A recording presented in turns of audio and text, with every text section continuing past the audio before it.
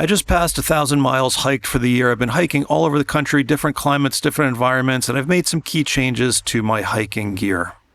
First of all, I'm back on the Ultra Lone Peaks. This model is the Ultra Lone Peak 9 Plus. The Plus is the important part because the Plus has the better outsole. It's not slippery anymore. This outsole has been absolutely great in wet conditions, on granite, and the mud. And otherwise, it's everything you loved or I loved about the Ultra Lone Peak. Zero drop, wide toe box, lightweight, breathes easy, dries quickly. Ultra Lone Peak 9 Plus, I think it's going to be a good pick for most people if you're looking for a good hiking shoe. The other thing I switched up is my water filtration. There's a lot of different ways you can filter water, manage clean and dirty water.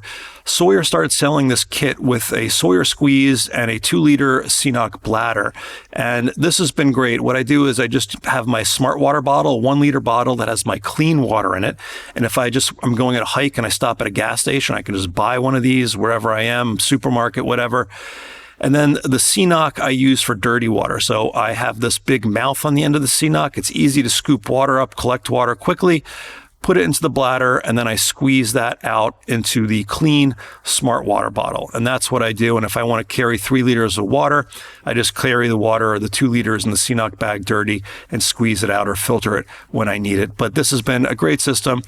Real simple. I just know that the smart water is always clean water. And again, I can easily get these. I can get multiples if I want to carry, 4 liters or whatever it might be. Easy enough to do that with this system.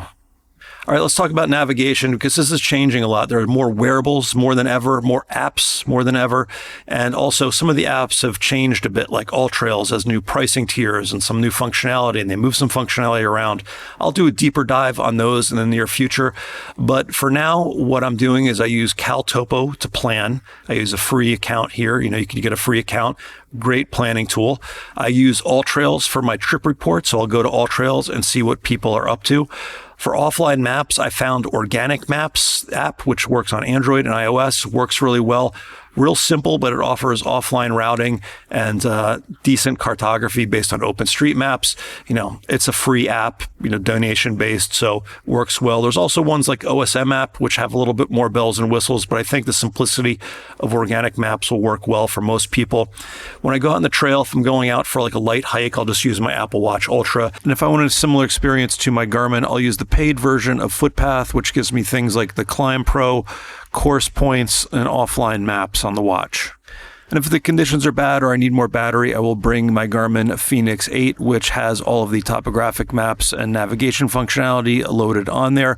And if the conditions are really bad or I want a bigger screen, I will bring my handheld Garmin GPS Map 67i, which has inReach on board, but also has a big screen, all the preloaded maps, and is generally easier to use in the cold and the rain than a touchscreen, which can be finicky in the rain. But people hike the PCT and the AT using an app like Far Out and manage it, but for me, I find the handheld works better when the conditions are sloppy.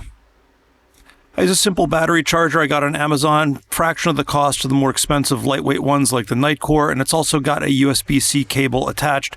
It charges everything I have except for the Garmin, in which case I have a little adapter like this that goes right on there, and I can charge everything with this one battery. A new addition I've been liking a lot are the Rocky Talkie mountain radios. If I'm hiking with friends or backpacking, these have been real handy to stay in touch. I've also been to a few national parks over the last few months, and I see a lot of the guide companies use these mountain radios. They're just dead simple for hiking and for communicating without all the bells and whistles, just really what you need. This mountain radio is hard to beat.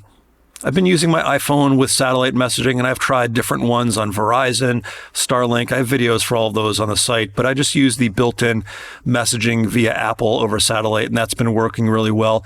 I use a Garmin inReach with the enabled plan for my SOS, just in case I need that.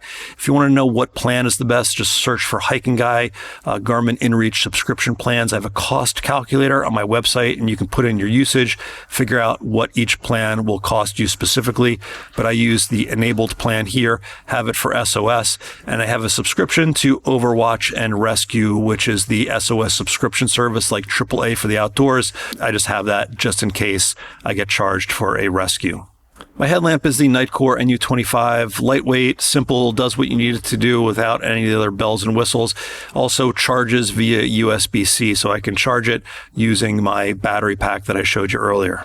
For my blade, I've been carrying the Outdoor Element survival knife. It's got a little emergency kit and a fire starter attached to it. I don't really use it a lot, but it's in my pack in case I need it. I also have this USB survival lighter and flashlight. It's a lighter that charges with USB-C. So if you want to start a fire, no lighter fluid needed. I also carry a Bic lighter in reserve, but this is nice because it has an LED flashlight too, so we have a little bit of redundancy there. I've tried a lot of different hiking day packs, and I always go back to the Osprey Hike-Lite 26. It's been big enough for just about anything I need to do. It's been durable. I've taken this all over the place. I've used it as carry-on. I've thrashed it pretty heavily. Has everything you need without the things that you don't need, and I especially like the trampoline back, which allows your back to breathe a little bit, allows the sweat to evaporate, and keeps you a little more comfortable. And the frame also gives it some shape, so if you don't have a lot of stuff in there, it doesn't flop around awkwardly. It just works really well. It's simple.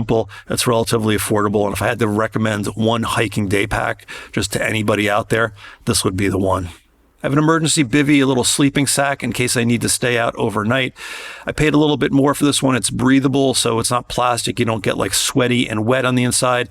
And if you need to get a little bit more warmth, you can always stuff it with organic material like leaves to give you a little bit more insulation in there. I like hiking in shorts, but I'll use convertible pants. I'll keep the bottoms in my pack in case it gets cold. I can always put the bottoms back onto the shorts and get a little bit of warmth out of it. I like the Outdoor Research Echo hoodie because it comes in this bright orange, which is great during hunting season, or just in general, if you're out in the backcountry and you need to be seen, having something bright orange like this will be helpful. After many years, I'm still using the Darn Tough Hiker Micro Crew cushion socks. These have been working great. I've not had a blister using these and my trail runners in many, many years. I switched to these wider sunglasses from Oakley that have a little bit more coverage on the sides for my peripheral vision. I found that it just keeps my eyes a little bit more rested at the end of the day, especially if I'm up above the tree line where it's really, really bright. On the trail, I'll wear a visor, keeps the sun out of my eyes, and also works as a sweatband. And if it's cold, I'll just pop a beanie on top of it for a warmer option.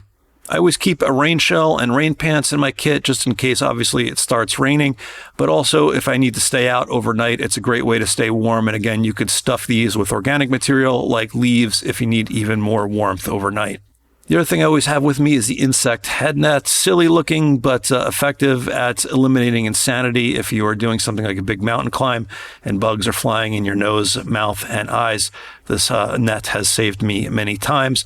I'll generally treat all my clothes with permethrin. I have the pump spray. Haven't had a tick or a bug this year. I probably just jinxed myself, but if I do have a tick, I have this tick remover tool, which hopefully get it out without leaving anything in there. I use this lemon eucalyptus insect repellent just to generally protect me, but I know if I'm going somewhere hardcore, I'll bring these little DEET wipes with me, which obviously DEET's pretty toxic. You want to use this sparingly, but this works the best against insects, and it's handy to have some of these just in case. And for an emergency kit, I just make my own up. I'll put all the stuff I have in here on my website. Just search for Hiking Guy, best hiking gear. You can find this, and any updates I make to this video, I'll have on the webpage as well. So just do that search and you'll see my latest and greatest, including things I use like to shoot videos for the winter, for wet weather. All of that will be on that hiking gear page. Now, if you have something that you want me to check out, leave a comment under the video. I will do my best to check it out. I'm checking out the Topo Athletic Vista shoes right now. They're going to be coming tomorrow. A couple other things I have that I'm excited about. So stay tuned for all of that as well. All right, guys, thanks for watching. Stay safe, and I will see you out on the trails.